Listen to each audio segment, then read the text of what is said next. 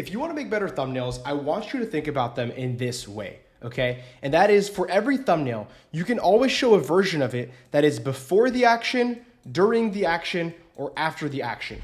And so your job is that for every thumbnail you make, you need to figure out which action would create the most interest in a potential viewer. And so right off the bat, I want you to notice something.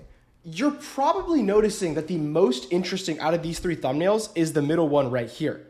Why is that? Because if you think a lot about YouTube, you might say, oh, well, we need to do a mid-action where we show the pizza exploding. That would be the craziest part. But the issue with this is, one, yes, this could work. Don't get me wrong. Thumbnails like this have been done.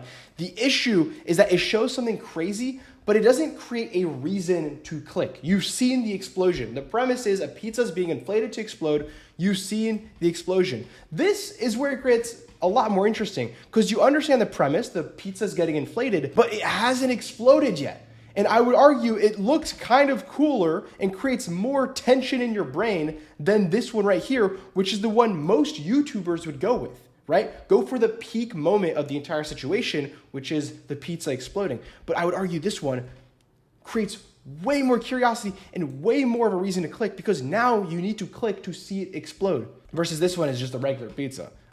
This is the black sheep of the family. It is not cooking right now.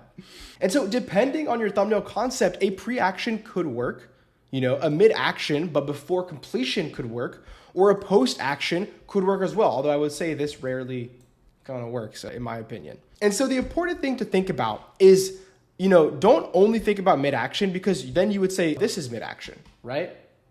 Which yes, it technically is, but you want to combine that mid-action plus am I creating a reason to click? And yes, you could argue the reason to click here is that the pizza's exploding. And so now you want to click because you want to see the full thing laid out and you want to see the video actually happen, not just a screenshot.